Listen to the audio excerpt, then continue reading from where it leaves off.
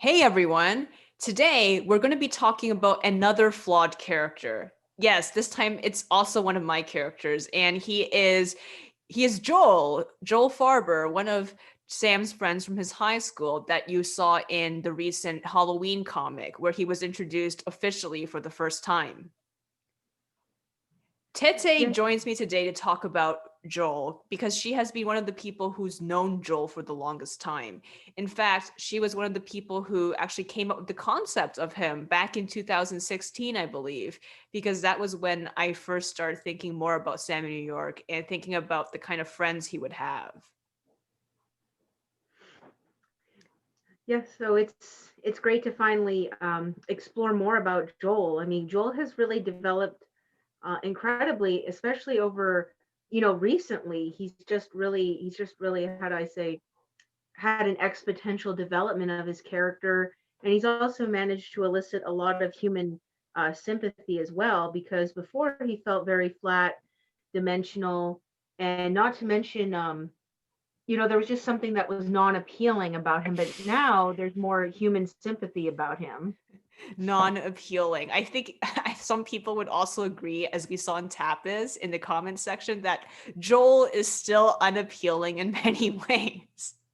I think it's because on the surface, like, Joel makes the worst first impression. I mean, it's very bad when he's, terrified a poor little soul like Sasha away, like in the role play that we've been doing. Hmm. Can you talk a little bit more for people who don't know what the role play is about how he scared her off? Well, so the role play, as you know, is a collection of the cast of Sam in New York meeting my characters in an alternate universe, of course, set in the Sam in New York, setting, which is 1920s Lower East Side, New York. And Sasha is a very shy, very, one could say, meek. She's easily scared. She's fraught with social anxiety, very timid. She doesn't like loud, bombastic people. And also, her command of English has her a little bit nervous because it's not at all that complex. And lo and behold, her first impression of Joel is this argumentative young man bursting with this intense energy, spouting off long, lengthy, verbose sentences that make very little sense to her. And she responds by literally, and I'm not using literally in the incorrect sense. She bolts in the opposite direction. Yeah, she So does. she So does. Joel feels kind of bad about that, but then he really wonders what on earth happened. Like maybe it was something else that caused it. He's not really quite sure why she had to run away from him because he wasn't saying anything that was, offensive or potentially controversial in his view, anyways. Yeah, I think for Senka it was. I mean, for Sasha, I think it was just the fact that he came off too strong, and her social anxiety is so high that she can't handle people like that. She's got to have quiet, gentle souls around her. And even if Sam is a bit more, like flair and not bombastic, but Sam throws confetti, figuratively speaking. But she doesn't mind that because Sam knows when to tone it down. Joel, on the other hand, is pretty much tone deaf most of the time. Yeah, you're right. He is. Yeah, I think we also had him compared to another political real life figure, Ben Shapiro. we did. He's like Shapiro that never found his target audience. Do you think Ben Shapiro makes a worse impression on Sasha, or would it be Joel? Who do you think is scarier for Sasha? Probably Ben Shapiro. I think Ben Shapiro would frighten even the most stoutest of souls just upon meeting him. And Sasha, I think, would be terrified, especially if he started talking politics. And these politics aren't exactly friendly to. Well, I mean, let's be honest and throw the glove down. Sasha is an immigrant, and how do I say? I think a lot of Shapiro's rhetoric, or at least his target audience, isn't friendly towards you know folks like Sasha, immigrating here. So if he started to talk about like what his audience is like, I think she'd be terrified and she'd bolt faster than she did with Joel. I mean, there would be flames on the sidewalk. Exactly. I agree. I mean, Shapiro, I think for other people though, he just makes them really angry. Like Lev and Sam, if they met Shapiro, they would just get really angry at him. Yeah, I think the thing with Shapiro is that I mean he does that. He's an incendiary type, Kind of like He Arda wants, Yan. huh? Kind of like Arda Yan. Very much so. Ardayan lives for the reaction. I mean, and this man knows how to hit nerves. I mean, he's savage. I mean, Ardayan's savage. Kind of like Shapiro then. Yes, very much so. Very much so, like Shapiro. I don't think any of us would really enjoy a conversation with him. We just come off as a pretentious, disagreeable. It's sort of like biting into a terrible spoiled pickle. Is it kind of like Jordan Peterson? I would say so. I mean, I maybe not as extreme, but there are just some people, they just do not give off good vibes. You know how there are some people, regardless of whether or not whatever be it, they give off good vibes. But someone like Shapiro, no, I only sense sort of a self-inflated, egotistical, self-important, startup. That's all I Hmm. sense from him. How about Trump? Trump is just a narcissist blown out of proportion. Sort of a almost of a Roman model in a way. I'm surprised he hasn't made statues of himself or Yeah. something. They will eventually. Eventually, if he wins. Oh my God. Okay, Mark back my to words. Joel. Back to But Joel. Do you think Joel has an inflated ego like Shapiro and Trump? I actually don't think he. I mean, I think he's governed by the ego, but I don't think it's necessarily inflated because I think you have to have a very strong sense of self-importance. And I don't think Joel values himself as being self-important. Rather, he feels everything must be done in order to advance his ego, which he feels is very low. And it may be further it may be further perpetuated by the fact that, he considers himself unlucky, that, he can't do this, he can't do that. Um, and thus this is why he develops this kind of persona, this debating, argumentative persona. He wants to show himself as a tough guy. He's a man who sticks to his morals and convictions, so to speak. He's the sort of opinionated type. And it's often those, the trumpeters that trump the loudest. They are often the ones that have so many weaknesses behind them, or at least conceived weaknesses, because many Hmm. times weaknesses are conceived, preconceived by the person themselves. You're very right. And I think Joel is the kind of person who keeps on undermining himself.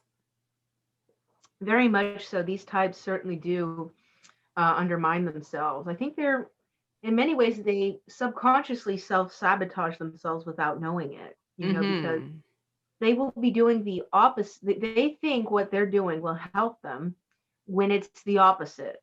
For example, Joel wants to become more popular, make more friends, be less argumentative. That doesn't mean being a meek, shy, quiet mouse in the corner, but it also doesn't mean making a, complete ass out of oneself.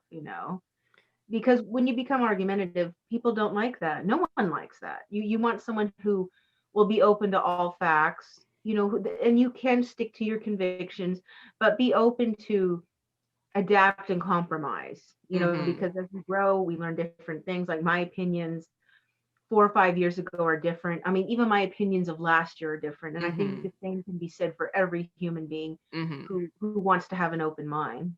Hmm. So yeah, I think the problem with Joel is that he pushes himself too far in the other direction because in the past he was very quiet and meek and shy. Right, exactly. So that's what drives him, to be this. And I think that's, while it's commendable that he wants to improve himself, it's a bit like, it's sort of like weeding a garden. Yes, use a little bit of weed killer, but don't drown your whole garden in Roundup. I think it's interesting because in media and fiction, we rarely see, any stories about someone who's shy, but then ends up pushing themselves, not because of others, but because of themselves to become the complete opposite. We don't really see that. That's very true. I think oftentimes in stories, in various media, I think it's often where a character becomes less shy because of the reaction of others or being propelled by others. It's not really motivated by the self. I think um, particularly the focus on Western media is that the sort of self propulsion or propulsion, if you will, is maybe discouraged because maybe it shows a sign of vanity or hubris, which is not the case. But unfortunately, I think that's the bias I think a lot of people would have. Um, but unfortunately, that's not the case in real life. I think people have to motivate themselves and push Mm-hmm. themselves, and it doesn't always have to have negative, selfish connotations. I think if you improve yourself, then you can help others. You can help Mm-hmm. them fix yourself. You can help fix the world a little bit. Exactly. And we rarely get to see that. So it's interesting to see that in not only Joel, but Sam too, because Sam also has to work on being more memorable. Because before, he wasn't really shy per se, but he wasn't really memorable. So he has to become more theatrical, he thinks, to become more memorable and make more friends. Right, right. Exactly. And I think it's sort of a commonality between these two for themselves to be memorable. I think a lot of us, I think everyone has different views on it. Like, do you want to be remembered? Uh, and then, you have people who may not aim for that specific goal. But then there's people who want to have an impact and may not think on the, memorable aspect. But I think it all boils down to what is a personality type, what are people's chief goals. you Mm-hmm. know I think the reason why Joel doesn't quite have as much, well, let's just put it bluntly, the reason he doesn't have as much luck as Sam, I think it's because he's solely motivated in the wrong ways. And I think when people are motivated in the wrong ways, they'll take the wrong approaches to things. They'll have a very somewhat toxic way of thinking. There's different degrees of toxicity. It's not always Mm-hmm. just the extreme that we warn people about. Mm-hmm. There's other ways of thinking, and I think Joel unfortunately thinks that way, and that's why he's kind of stuck. He doesn't have the charisma of Sam. If someone asked me who would I want to endure an 8-hour road trip with, if someone said Joel, I would say no.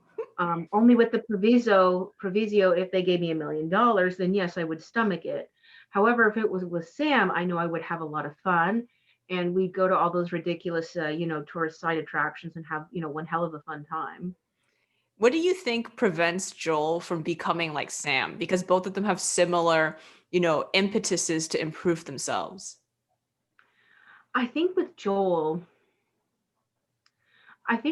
there's always this sense of anger and resentment, and I think there's a bit of, I don't want to use the word victimhood, but there's always an element of self-pity.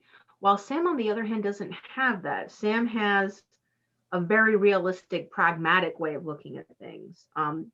Joel claims to be a pragmatic person, but he's not per se, because he wants to sort of pat himself on the shoulder, like, oh, poor Joel this, poor Joel that. And while it is sad that he endured very negative bullying experiences and being controlled and verbally batted about by his parents, particularly his mother, you cannot let yourself have that mindset. That will kill you from the inside out. And I think this is why Joel cannot garner any charisma. And also, when he wants to make friends, it's for himself. It's not for the sake, hey, I want to make this person happy, or maybe I can cheer this person up, I'll befriend them, or just create a sense of community that is just the basic human need of all people. Joel is like, he just wants to do it to inflate himself, to give him that pat on the shoulder, to give him that boost of confidence. And this is why people who want friends like that, people say, oh, I want friends. You have to ask yourself, why do you want friends? Mm-hmm.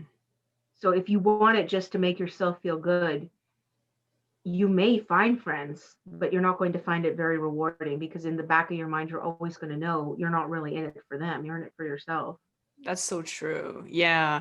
Wow. Thank you so much for providing this very amazing analysis of Joel. You know, in a way, I think you understand him just as well as I do. You kind of read my mind. You know what? I think it's how clear you communicate him. Like with your writings, your characterization of him, he comes off very, very clear, and he reminds me of a lot Hmm. of people I have encountered. You know, and so you, my brain, my mouth. I mean, It's you okay. yourself have done a remarkable job. Yeah. Yeah, sorry, my brain is not working too well today either. I guess I wrote too much today, you know, for work and stuff. So then now my brain is like total slush. But yes, back to Joel, I totally agree. And you know, I really like writing about him and in his voice too, because he's such a contrast to, you know, Sam and the other characters. You know, for those of you who have no access to the writings that I have on my Google Drive, I did write a short story from Joel's perspective, you know, covering the reasons why he wanted to change himself, you know, and all the bullying he went through and the low self-esteem he suffers from. And it will be out sometime next year in the Sam in New York anthology, where all my short stories will be finally published for everyone to see, not just Tete or Halivorn or, you know, just a small group of people. Right. For the whole world to see. Yes, finally. We will have all the Sam in New York stories from every Yes. perspective. The Dean story, which I have not even started, but I will write it. Ah, The Dean story, more of Lev and Riza. You read the Lev and Riza when I wrote last week, right? So there's going yeah, to be more stuff like that. loved it. Yeah. Loved it. Because Yeah. yeah, those two are slowly becoming my one of my favorite couples Me now. too. Yeah, I'm going to be writing one from Sam's perspective where he ghost writes his parents' experiences in Odessa. Oh, awesome. I love to see that, because I can already imagine Sam, just putting a cinematic lens on it, because Sam's so cinematic. He is, and he wants to make a movie out of it. Oh my gosh, that would be, you know what? I bet it's going to, well, I mean, I don't know. I'm going out on a limb. I think it's going to be like those beautiful melodrama period things. Yeah, and maybe he's going to be Lev. Yeah. Oh, which makes sense. Which makes sense. I guess he's just gonna have to dye his hair then. Yeah, he will. Yeah. And he plays the narrator as well as Lev. So at the beginning, you see this guy writing at the desk, and that's Sam, like without the hair dye. And then afterwards, you see him playing Lev. Who's gonna play Riza? I don't I know. It have no depends on idea who who could his play Riza. love interest. Katya. Huh? Maybe Katya, Katya? maybe. Maybe. Yeah. Yeah. Yeah, I don't think Sasha could handle that acting. Yeah, It'd I be was too gonna much. ask Sasha, but I don't think she would like acting, right? Not really. I mean, she likes music because she doesn't have to talk in it, Oh, but that's true. yeah. Yeah. True. Mhm. Unless you have her like do, I don't know, musical, like she's gonna play the violin or something. Yeah. So yeah, back to Joel. So in your view, what is the most endearing trait about Joel? Because we just covered all his negatives, but are there any endearing or No. positive traits? Oh no. This is difficult. This is like It's asking difficult. what redemptive quality can we find in him? That's almost as hard as trying to find out about Ardayan. What's his endearing quality? Uh I'm trying to get rid of my biases, because like I have the sympathy for Joel, but sometimes I feel a little bit like Kai when it comes to Joel, kind of judging from a distance. Um, I think I think it's his earnestness to try to improve himself. I think it's his earnestness in realizing he's made mistakes. I think it's the self-realization that he has, and the fact self-realization is one thing. The fact that one experiences remorse or contriteness is a whole other concept, because it's like so many people can be self-aware or realize something, but then they don't regret it. They don't realize the negative consequence of their actions. And therefore they feel there's no accountability. Joel, on the other hand, feels that his actions do have a way of consequence of them. And therefore, he feels, he does have to be held accountable. So, in that respect, it's that sense of accountability and responsibility that make him endearing. Um, but I think with Joel, I think one would have to really spend much time with him, get to know, heaven forbid, does he have a sense of humor? I mean, would he be fun to be around? Because if all he's going to do is just make opinions and sound like an opinion article from the New Yorker all the time, and if he's just going to go into verbal jousting, like in Shapiro mode, it's not going to be a fun evening with him. It's going to be like, give me another Heineken, please. Mhm. Why do you think Sam continues to be friends with Joel? I think Sam just has a wide expanse of compassion in his heart. I think that's all it is. I mean, well, I think maybe he sees a parallel between him and Joel having very similar, if not almost strikingly identical, upbringings. That's true. And I think Sam wants to befriend the whole world. He wants to befriend all sorts of people. Like, it's just amazing who Sam befriends. I mean, even in the RP we're doing, he befriends Andre and Kai, who are like the least likely people that would ever, someone like Sam would befriend. You've got, Hmm. Mr. Winter over here, and you've got, Mr. Loudmouth Cossack over here. But Sam And would be friends with the loudmouth, wouldn't he? that's true. I think he and Andre have a lot more fun. Like, they're Hmm. like yelling and like maybe they party a bit. Hmm. Um, I don't think Sam and Kai are that much fun, that much fun. I think it's more like they have these deep interlude conversations, like a Final Fantasy cutscene. Hmm. I see. Yeah.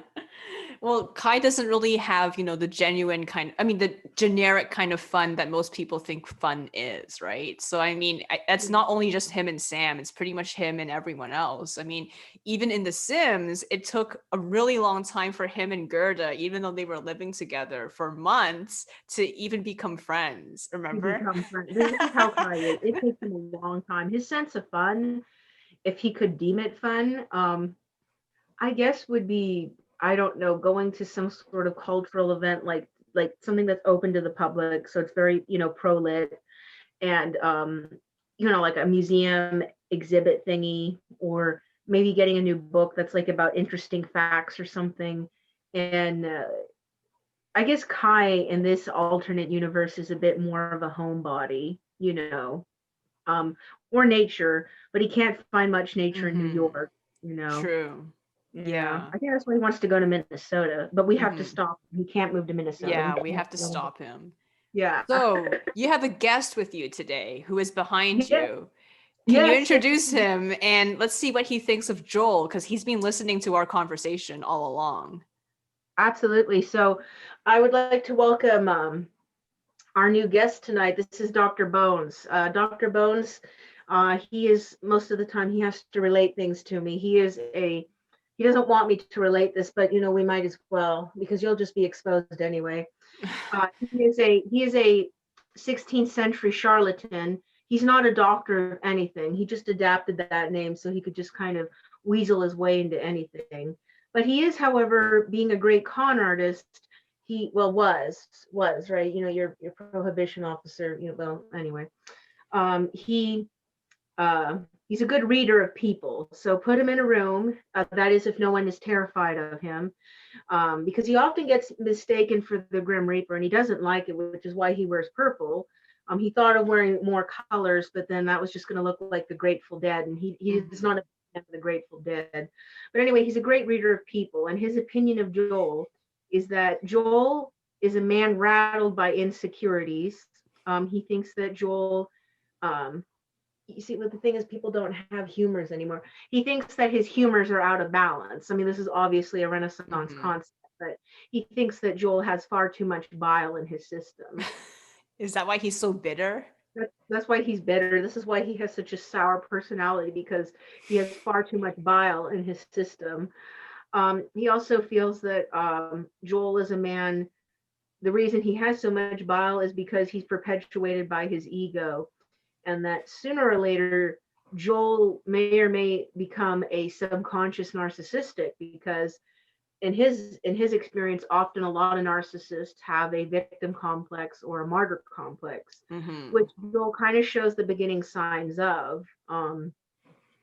And Dr. Bones recommends, which you shouldn't be giving advice. We could be held liable, or get demonetized. But anyway, he advises that Joel should, seek professional help, and just maybe listen to people for once. And if he has something to say it in a more positive, upbeat way, and maybe just start to think about how to give people a good time. I mean, this is what he advises, because he was a great con artist.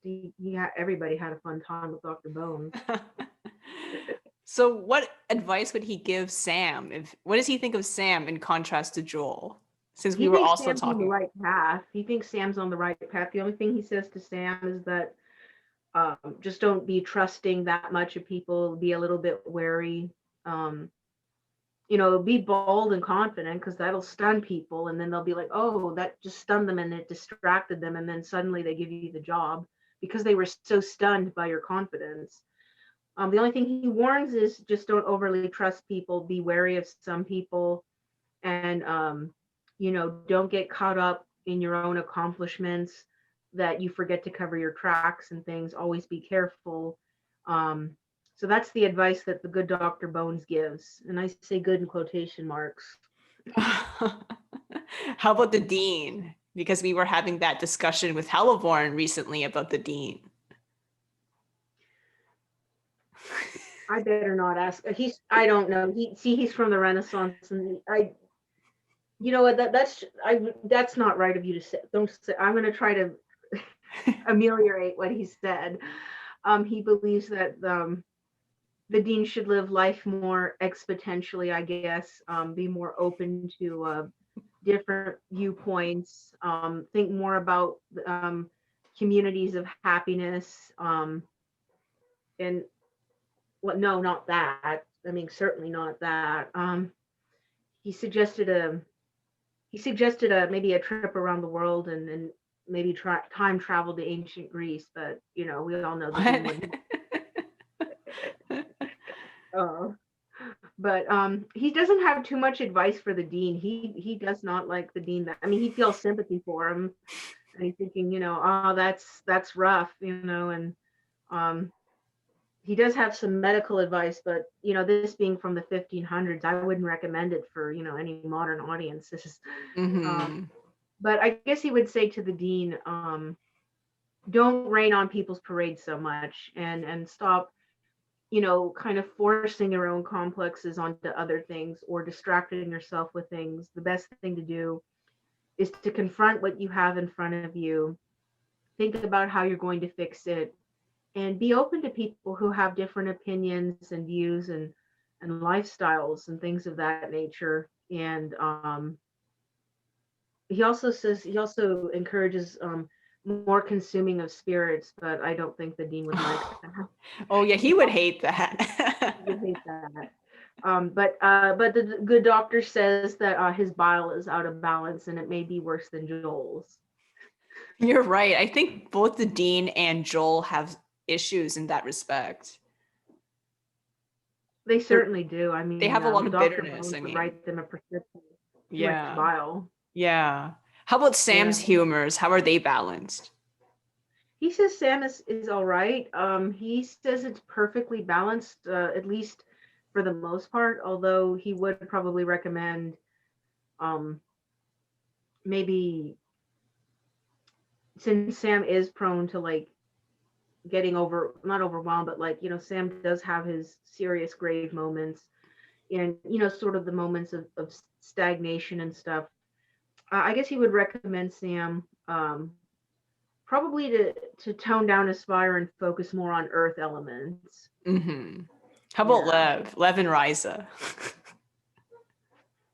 No, I don't think. No, we're not going to discuss this. This isn't this isn't Shakespeare stage. This isn't like where you can make those kind of jokes. We have a modern audience. I'm sorry, he's just such a 15th century person. He's like uncensored Shakespeare. You know, like when you find like when you're out of school and you can finally read the real Shakespeare, and you realize, wow, that was pretty he's too saucy, but I'm going to try to soften it. I think he's going to say that Lev has too much water element. Um, Riza is just her humors are maybe a bit dry, but it's no one's fault. You know, it just happens. She says there's a too much imbalance, that Lev has far too much water, and Riza is far too dry with her humor. Um, so I guess what he would suggest in a more common sense way would probably be for them to take a honeymoon, a very mild honeymoon, and perhaps try to explore what they had in their youth, and what made them happy, like different passions like theater or music, you know, intelligent things.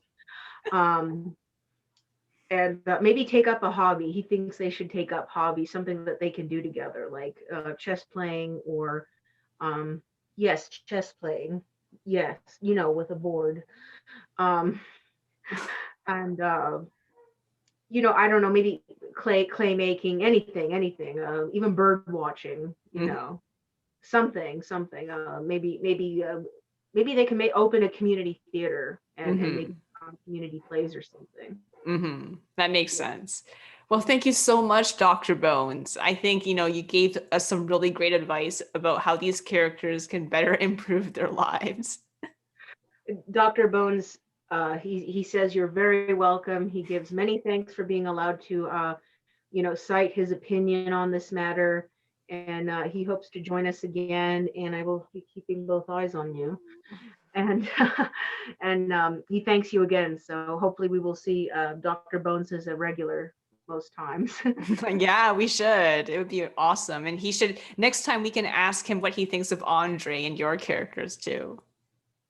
Definitely, I think he has quite a mouthful to say on that opinion as well. hmm Yes. So back But to Joel. What do you want to see with him in the future? Like, how do you see him developing as a character, and what would you like to see of him? what to see of Joel?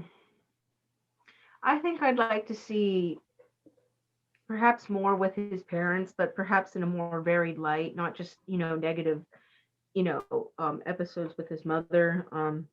Maybe more like what he's with his father.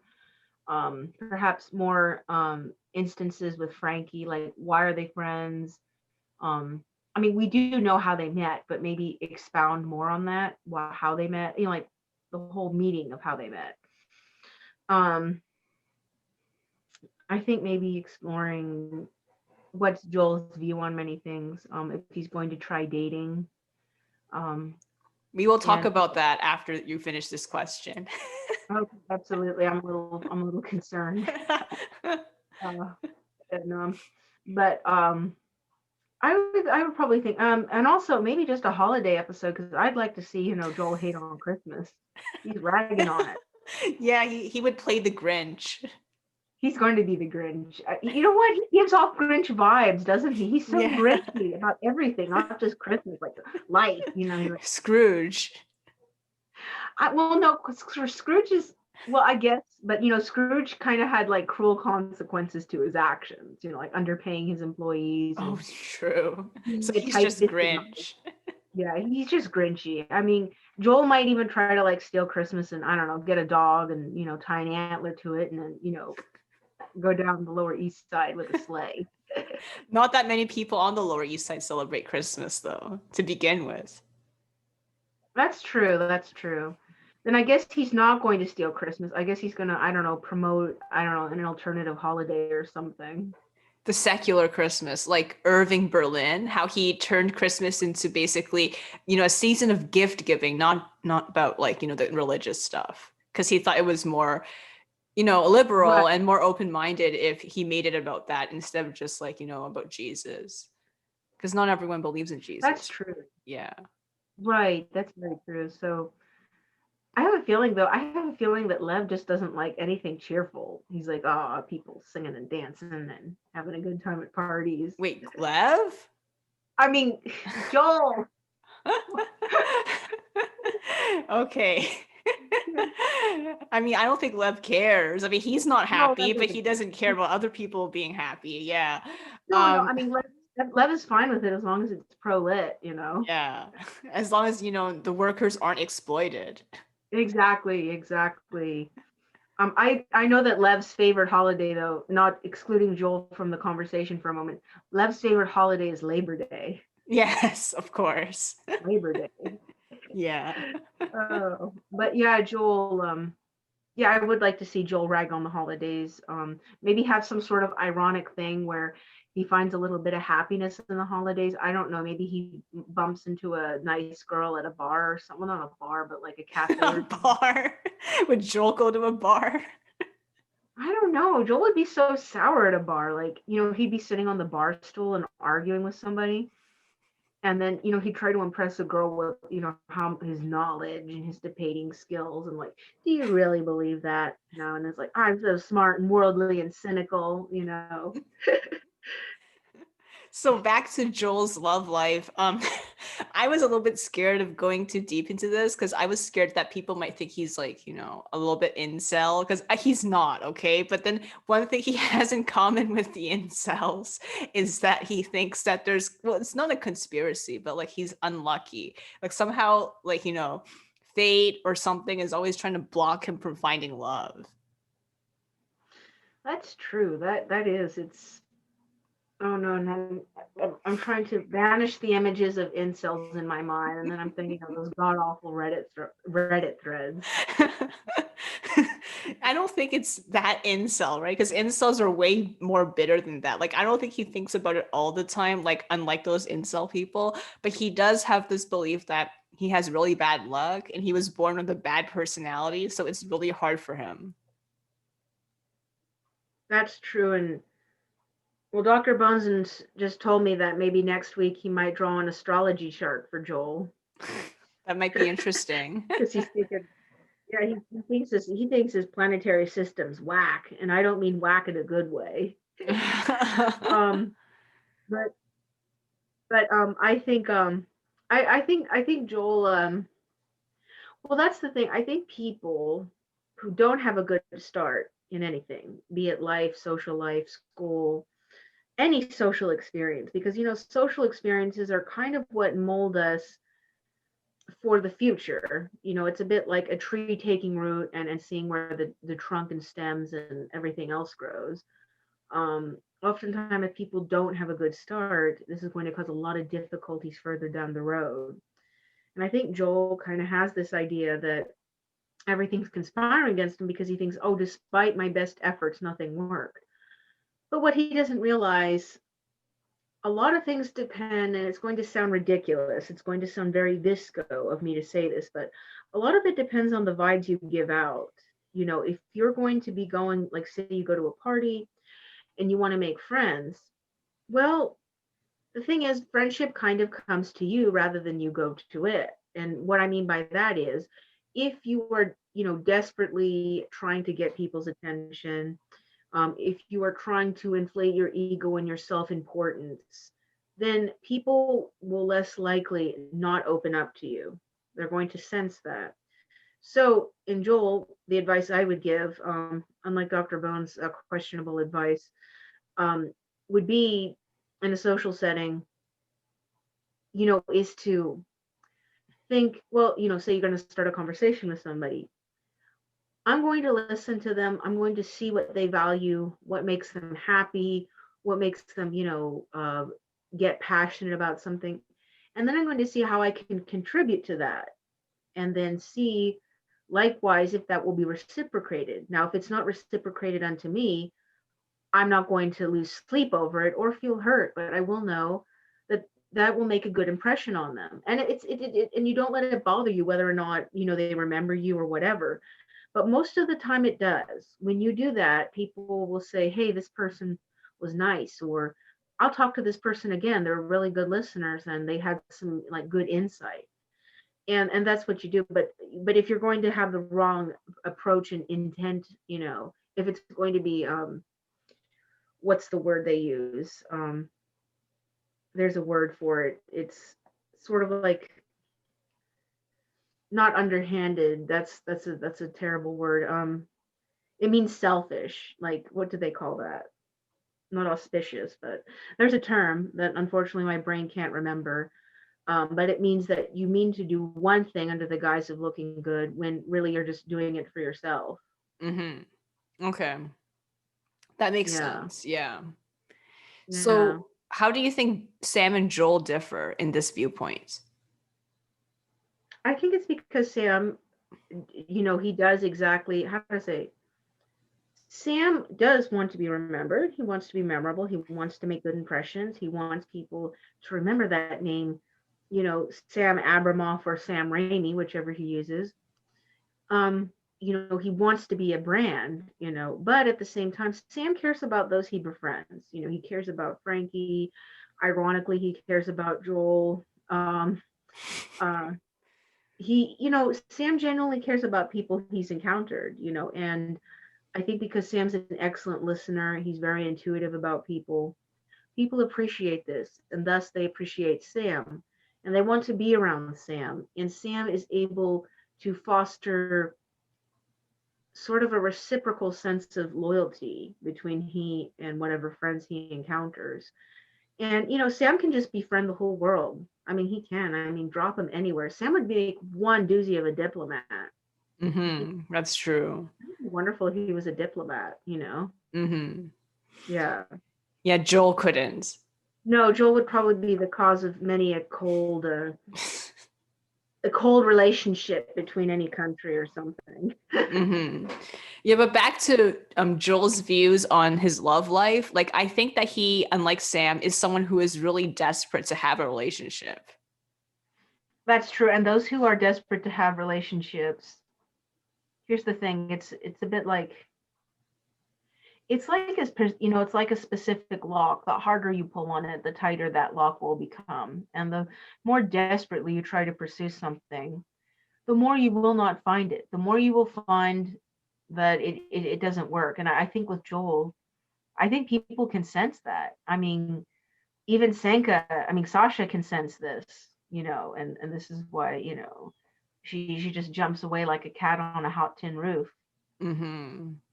Well, what Yeah. is in contrast? How would you say? How would you describe Sam's views towards relationships? Like contrast that to Joel, and how do people sense it? Do you think people sense Sam's views on relationships the same way they sense Joel's? I don't think so. I think they view with Sam is that Sam just values friendship above all. Sam is not really looking for anything intense or anything long committed. I think Sam's just looking for a connection, sort of to add more, thread to the fabric of life, and at the same time, perhaps also impart a good experience to that person. So maybe if it doesn't work out with Sam as a permanent thing, they can go and seek something else, maybe someone else, and then they'll think, well, Sam listened to me. Sam did all these good, positive things with me that are healthy.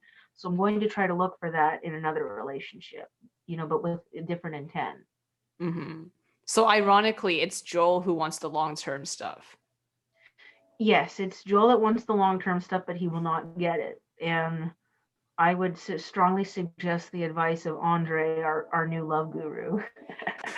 Ironically, though, I think Joel is a little bit more like Andre because he's more focused on having a committed, marriage and all like the traditional stuff. That's true. That's the irony of it. But he will never get it. That's the funny thing. Well, Yeah, I shouldn't because say funny. I'm terrible. I mean, that's a but sad thing. Yeah. irony, Yeah. the cruel irony of it. Mm-hmm. I think Andre's just going to try to really give him tough advice. And well, also Andre realizes he's lucky because, not everyone finds their Dasha. Mm-hmm. Um, but maybe Joel needs to be more open and just let life flow, and maybe he might encounter his own Sasha. I mean, his own Dasha. Oh, Causing some Dashas. Freudian slip. I hope. I don't know. I'm conflicted. I don't know. You still want her He to should. be with Joel despite all his flaws? Like, did you want her to help him change his flaws or something? I don't know. I was kind of hoping for that, but then that can lead to such a potential disaster. Um, I still would like her with Sam, or yeah, probably Sam in this role play. Not Joel, right? Is he too Yeah, scary? I mean, especially with how it's Kai hated him. exactly. I mean, Kai's going to be a very, very harsh father-in-law. I mean, even the way Oh my Joel's going to like God. rep Yeah. Kai's going to judge him across the table, like, you scraped your butter too hard, or, do you have to slurp your coffee so loud? Mm-hmm. Kai's So not. okay, so what kind of father-in-law would Kai make? Like what kind of son-in-law would he actually be okay with? Does that even exist? He seems so critical that it seems like it's impossible for anyone to get close to Sasha. He Kai is open to whatever Sasha wants. Like he's giving her the room and the agency. It's like it's your choice, Sasha. However, I think he's very worried that Sasha being very meek and very quiet, that people might take advantage of her. Like some big bully guy, might bully her and make her a miserable marriage, or a guy ruled by his own ego is just going to shrink Sasha down to more of a shadow, so to speak. Mm-hmm. Or, maybe somebody who just wants their ego stroked all the time. And then Sasha has all those expectations to just constantly inflate this person's ego, Oh which turns no, her that's out. terrible. Yeah. I So, understand his fear. Yeah. yeah. So I guess ironically, I think he would welcome if Sam took time, which, we all know Sam well, because Sam is a fine young fellow, to prove himself. And I think Kai would approve of Sam as a son-in-law. Um, and you know, I think Sam or someone like Braun, Braun, if he kind of restrains him, like tames down his wildness a bit. Um, Kai would approve of that, because as long as Senka's happy, I mean Sasha's happy. Mm-hmm. Yeah. But because she's so meek and quiet, has he ever thought about the idea that because she's meek and quiet, she might not find anyone? Because sometimes you have to put yourself out there to find someone. So another problem, quote unquote problem, rather than some bully liking her and forcing her to obey all of his commands, what if she never finds anyone because she keeps on isolating herself? This is where Kai sort of comes in, and this is something he has done in canon, and I hope to show in the role play.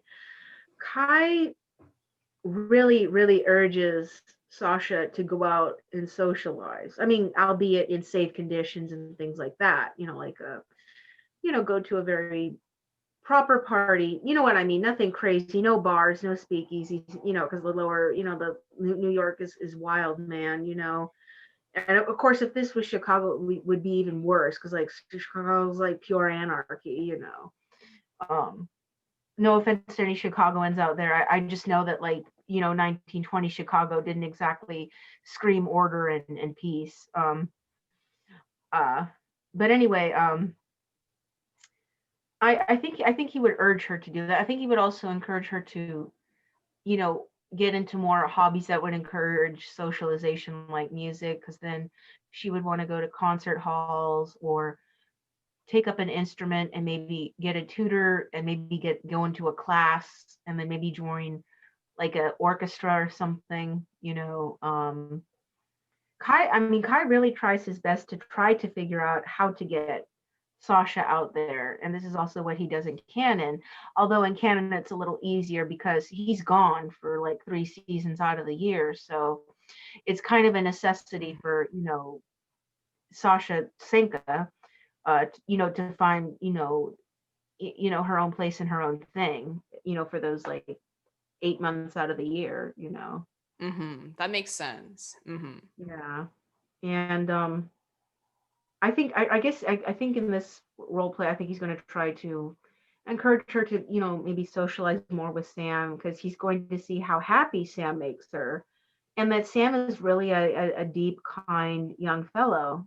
And I think he's going to be like, encourage it a bit more, encourage her to do more tutoring sessions, maybe go for more walks in the park with Sam. Um, I think he's probably going to, in his own subtle way, tell Sam that he likes him, like he approves of him. Like he approves of what Hmm. he's doing with Sasha. But what if Sam doesn't get it? Like he just thinks that, oh, I'm just being a good big brother figure to her. Like he just is so, like, not, doesn't get it. I think Kai's eventually going to maybe drop a few hints, like, you know, um, I'm not sure how. I mean, because Kai really sucks at this, because Kai doesn't know how to do it for himself. This is why he's all nervous around Gerda, as you can see. Hmm. Um, he may just be blunt about it. He might be, Sam, I would like to have a very serious and grave discussion with you. And, they go behind locked doors or something, and it's like in this quiet, dark little parlor. And he's like, Sam, you and Sasha are very good friends, of course.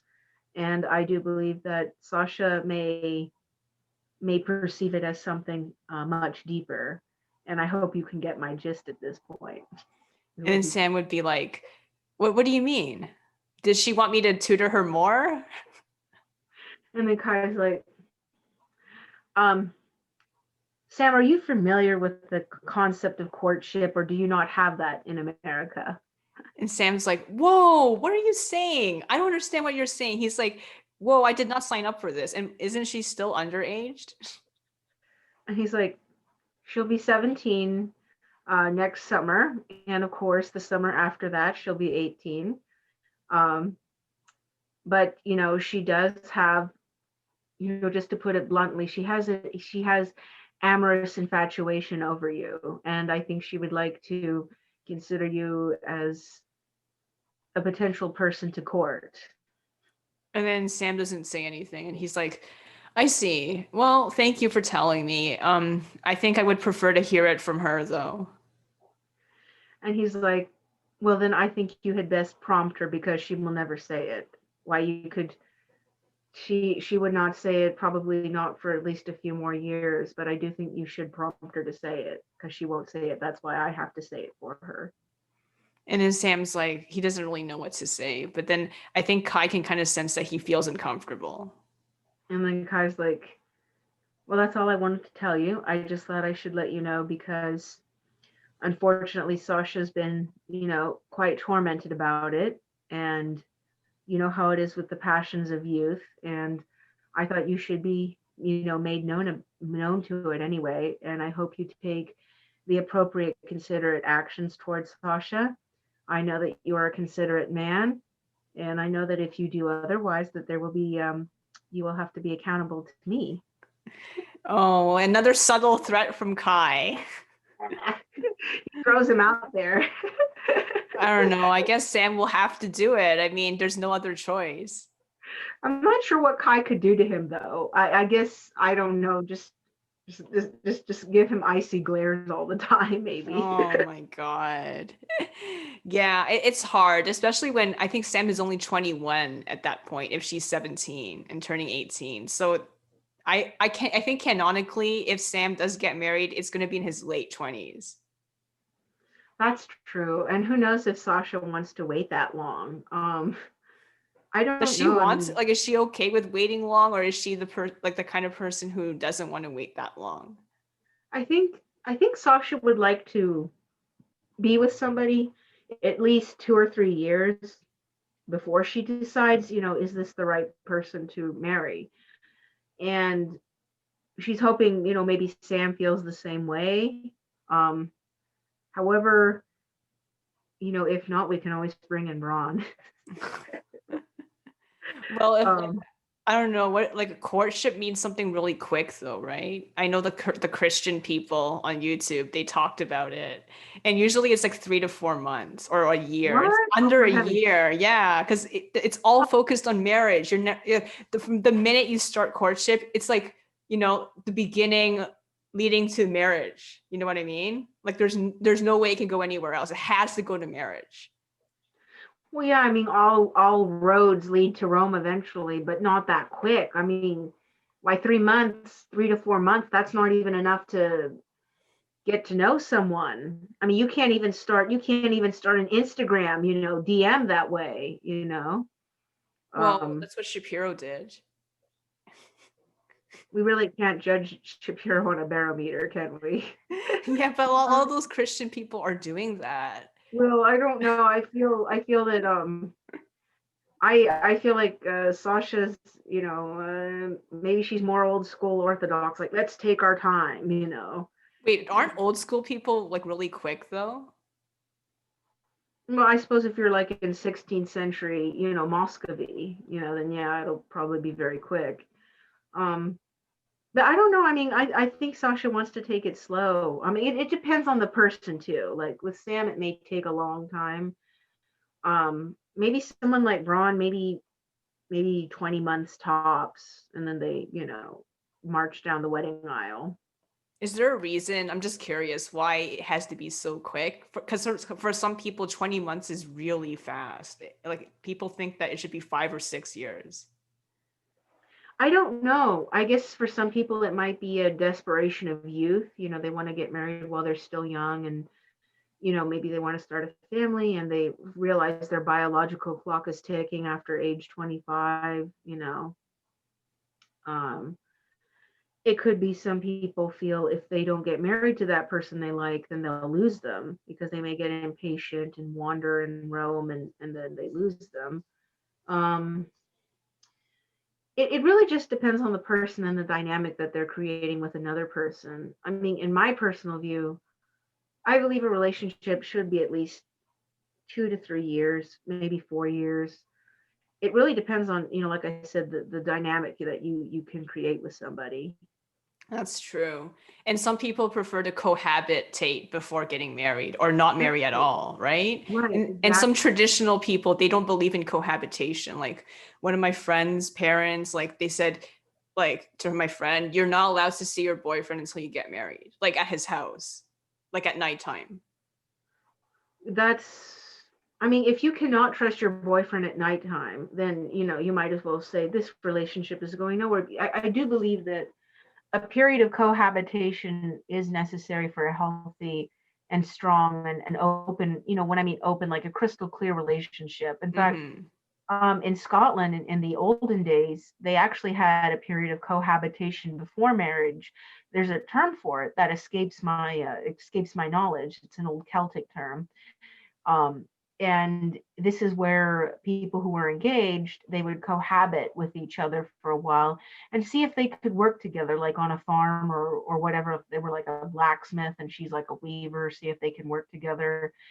And that in itself was kind of like a trial run of what it's like to live together and quote, go through marriage. So I do believe a period of cohabitation is necessary for a healthy relationship. And I believe Sasha probably would be open to that. I mean, as long as they're comfortable, possibly, because she doesn't want to really move out on her own or move in with them. So they're going to have to stomach Kai. Oh no, that's kind of scary.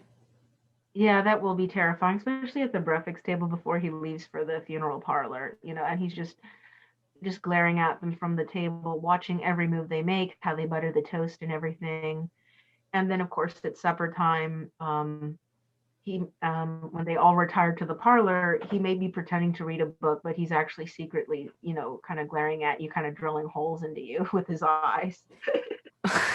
So I'm curious, what would Kai make of someone like the dean? Okay, I'm not talking about his bigotry and his racism and that stuff, but like, he seems like the perfect suitor on the surface because I was talking about this with Hellborn yesterday. No kissing before marriage, very respectful, always has the perfect manners, no kissing before marriage. No holding hands before marriage.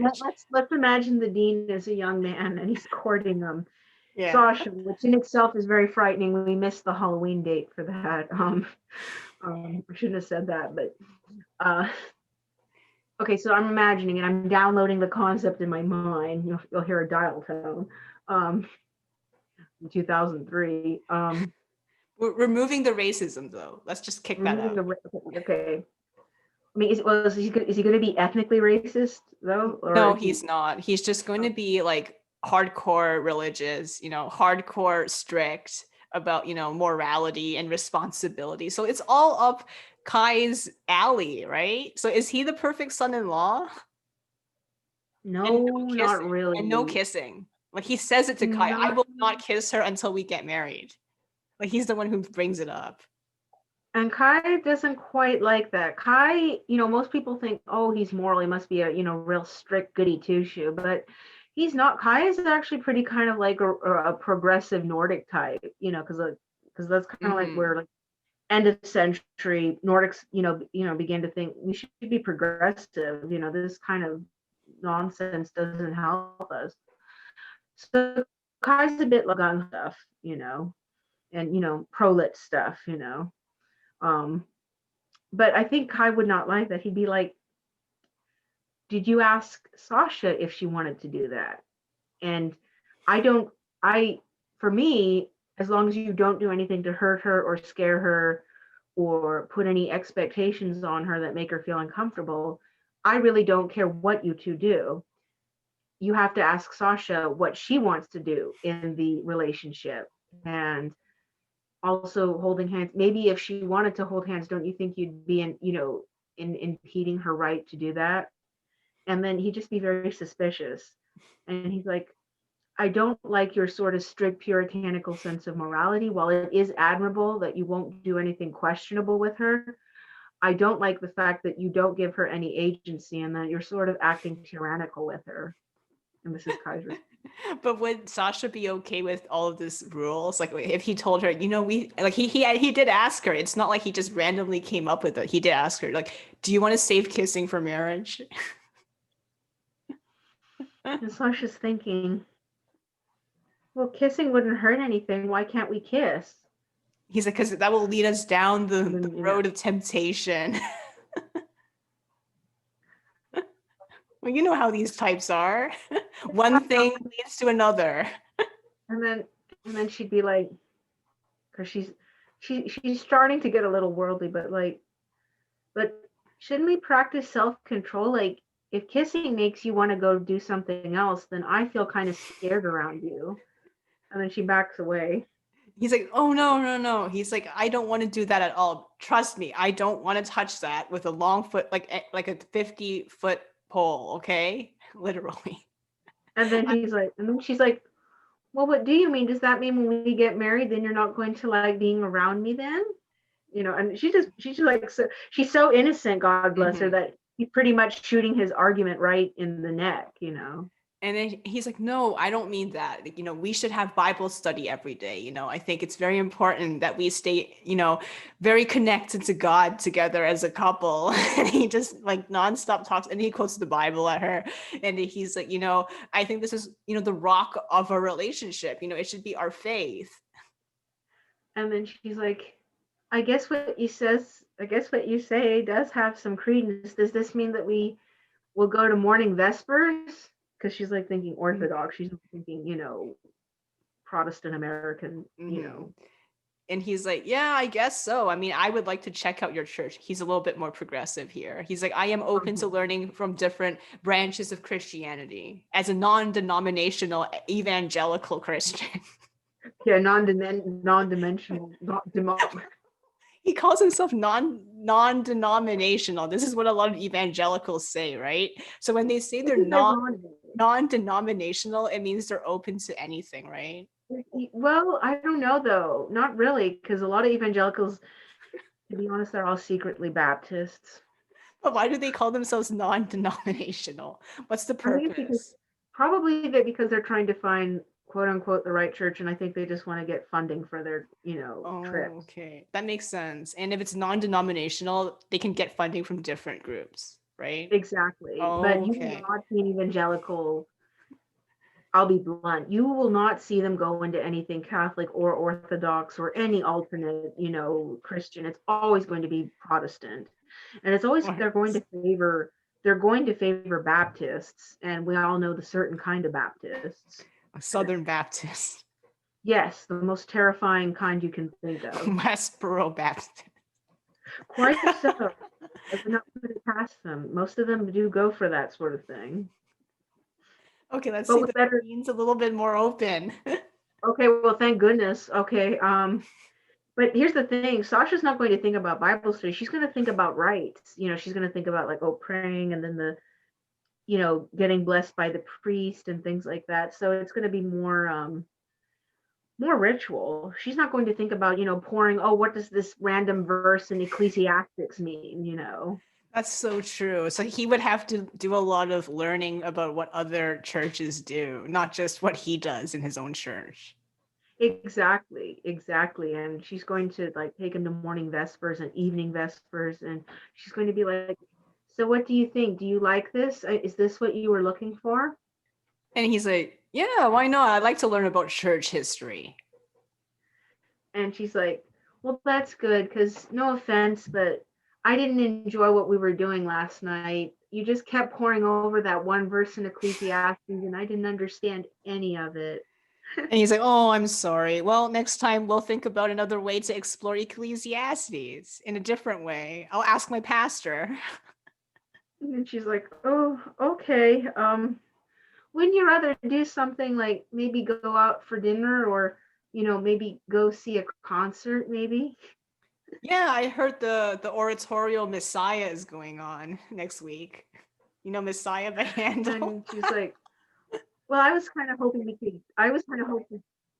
And then she's like, I guess that would be nice. And there's also going to be a jazz concerto in the park, because Sasha loves jazz. And the dean's like, yeah, why not? I think jazz is really great because sometimes they promote, these really great causes. And there's a lot of like these great godly songs and singers amongst them, like the blues singers, like some of them talk about God. So I think it's a great chance to learn more about the word of God. And then she's just, at this point, Sasha's going to feel like she just wants to stare blankly out into space like she's in the office. And she's going to say, I guess that's one way to look at it. I was kind of hoping to appreciate it for music. And Sasha starts to get a little annoyed by the insistence on religion, because even though she is a pretty devout Orthodox, it's like, there's everything should be a little bit more compartmentalized, and that spirituality is spirituality. It's a thing of itself. You don't have to inject it into everything. And she's going to begin to wonder, he must have really high expectations of me. And she's beginning to feel more like he wants her to be like a pastor's wife or something. And she's starting to not like that. That's so true. You know what? I think that's how the dean and his wife are like. Like she wanted to be a pastor's wife, so I guess that fit. That was her That's goal. I mean, true. right? And he's like, oh, she's like, he's the perfect, the perfect suitor when she first met him because no kissing before marriage, constant mention of Jesus and God and Bible study, because her family's religious too. So they're like, wow, this guy is just perfect. The perfect young man, unlike those people who go to speakeasies. Oh, yeah, Instead of going to speakeasies, he goes to Bible study. how enlightening. I know, and he hosts it at his own home, so there's no temptation. Yeah, I suppose it would be hard to have Bible studies in a speakeasy. Yeah, it would um, be. but yeah, I think it would kind of be sort of a failed venture from the start for Sasha, and Kai would just start to just get just a little bit wary and maybe not like him, because he's like, I don't like the way you're making Sasha feel like she has to meet all your expectations of religion. Well, I don't approve of impeding on anyone's religious beliefs. I feel like you're trying to cram Sasha into something she doesn't want to be.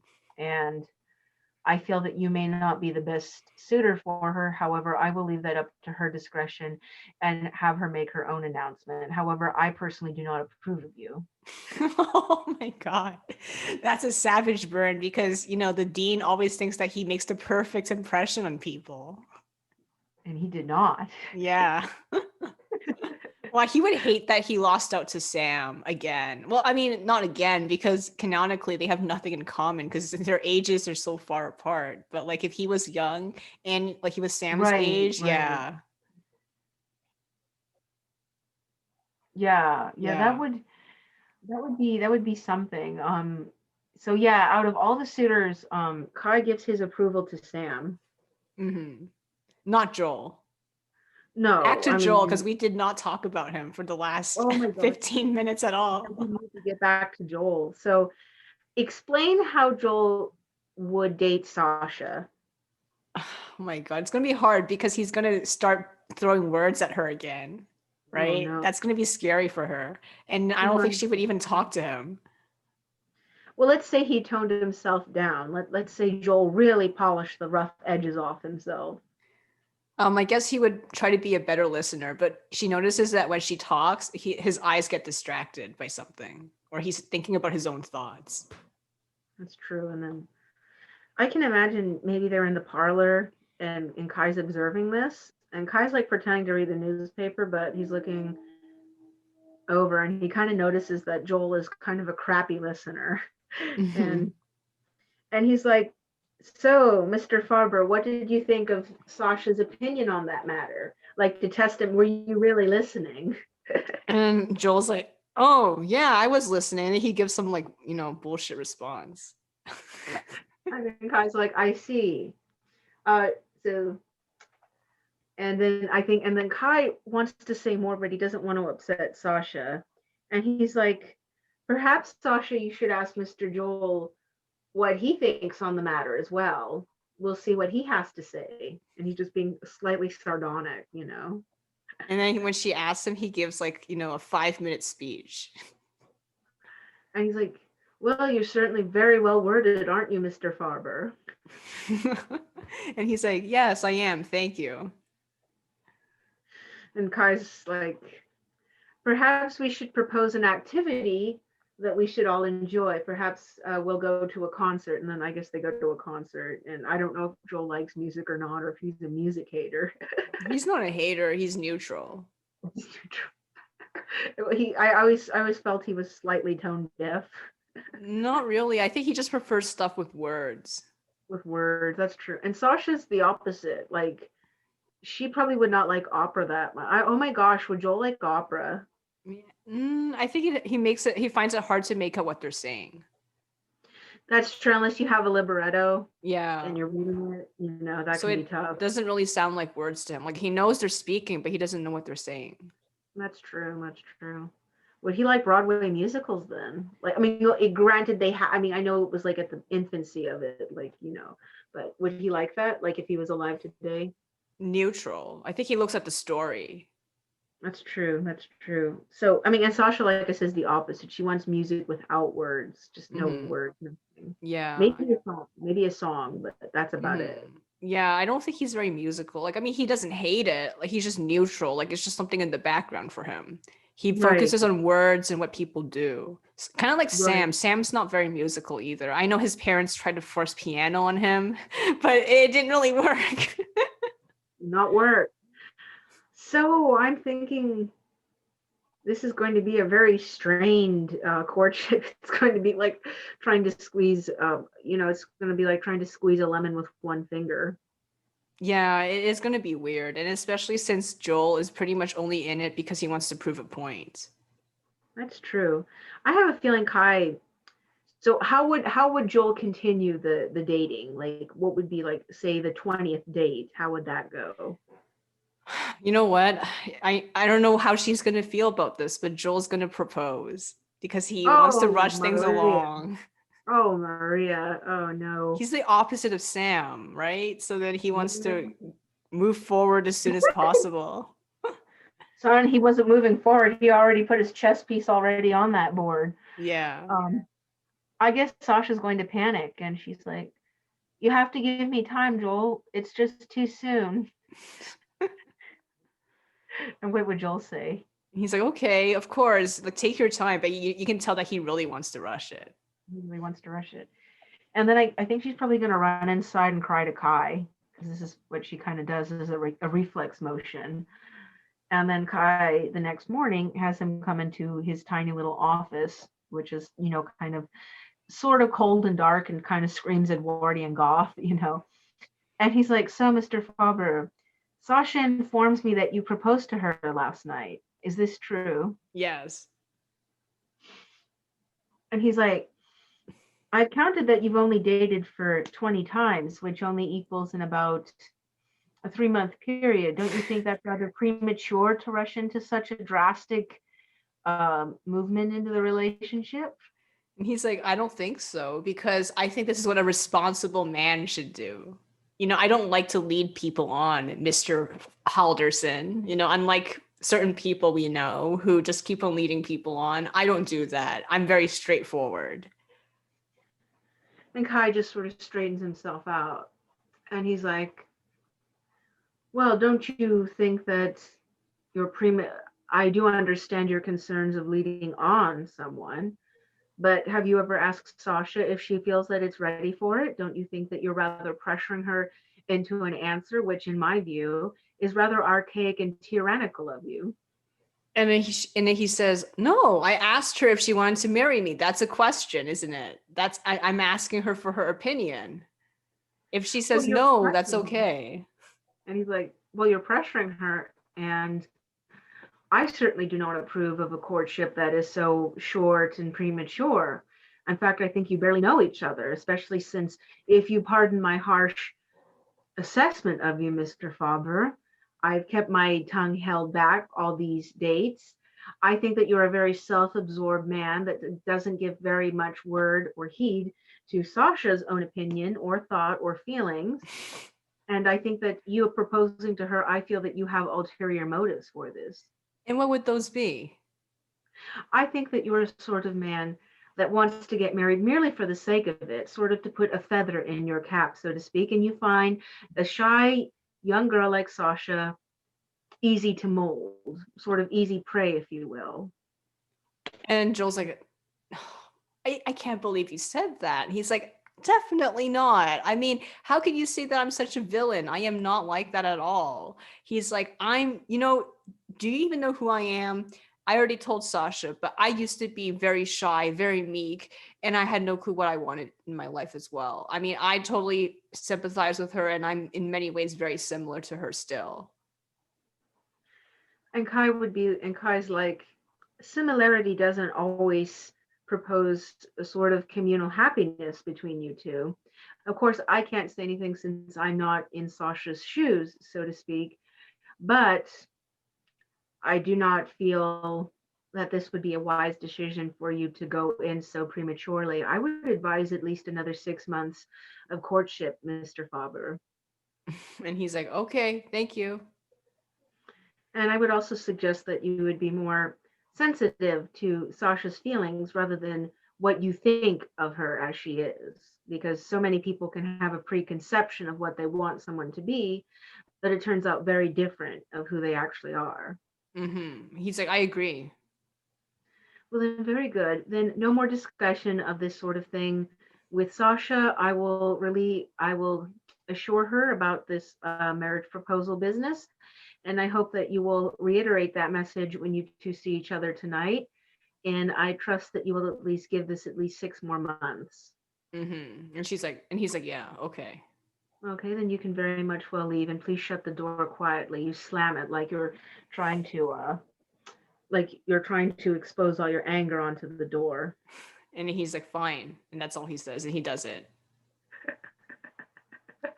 That was quite a savage confrontation. Yeah, it was. Oh my gosh. Hey, another question I have for you. And I think our session is getting way too long. We need to have another session in the future where we talk more about this. But one more question before we end this amazing episode. Because not only are we talking about Joel, we're talking about all these other characters as well. What's courtship? Yeah. I'm just curious, but what would Kai think of someone who meets all of these criteria, but it seems like they don't really have any passion for Sasha. Like they like her as a friend, but it doesn't really feel like they're really a couple. I think Kai would have a frank discussion with Sasha. He'd be like, this person seems very good for you. They really seem to care about you. They care for you. Um, it seems like you two would have sort of a happiness sharing a life together. However, this person doesn't want to at least announce or make any intentions. Do you think that you should talk to them about it and see what their intention is? And then I think Sasha would reply that she would, and I think she would ask them about it. And then that would depend on the person's response when she, you know, sort of asks them what they want out of the relationship. I see. So thank you so much for your insights about Joel. And I can't wait to explore more flawed characters in this series. Absolutely, absolutely. And we'll have more things to discuss, like re-emerging back into fantasy and stuff like that, like with my episodes. Exactly. We're going to talk more about Kai and Gerda. Absolutely. All right. See you. See you. Thank you. Bye. Bye.